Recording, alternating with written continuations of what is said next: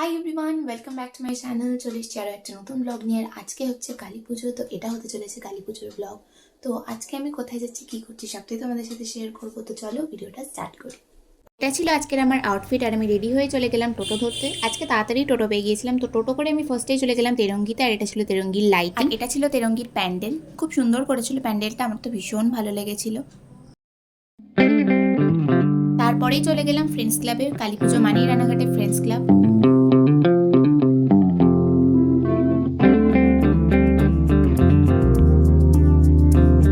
আজকে আমি বেরিয়েছিলাম পিয়ালির সঙ্গে, আর ফ্রেন্ডস ক্লাবে ভীষণ সুন্দর মেলা বসে, তো আমরা তারপরে সেটাই ঘুরে দেখছিলাম। অনেক দোকান বসেছিল। তারপরে আমরা ভাবলাম চলো কিছু খাওয়া যাক, তো আমরা নিয়ে নিয়েছিলাম এক প্লেট ফিশ কাবাব। আর আমরা ঢং করবো না একসাথে, তো সেটা হতেই পারে না। তাই ঢং করার পরে আমরা উঠে পড়লাম একটু নাগরদোলায়। ভয়ও লাগে উঠতে, আবার মজাও লাগে, তো কোনো কিছু না ভেবে আমরা উঠে পড়লাম নাগরদোলায়। আর ওপর থেকে ভিউটা এরকম ছিল। সেদিনকে তো মাঠে ভীষণ ভিড় ছিল, আর তারপরেই আমাদের সাথে দেখা হয়ে গেল আমাদের একটা ফ্রেন্ডের।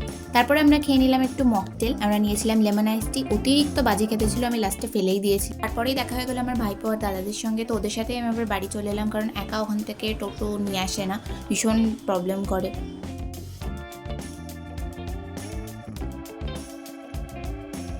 রাস্তায় তো ভীষণ জ্যাম ছিল, যাওয়াই যাচ্ছিল না। তো তারপর এখান থেকে বিরিয়ানি নিয়ে নিল দাদা। বাড়ি এসে দাদাদের বাড়ি গেছিলাম বাজি ফাটাতে।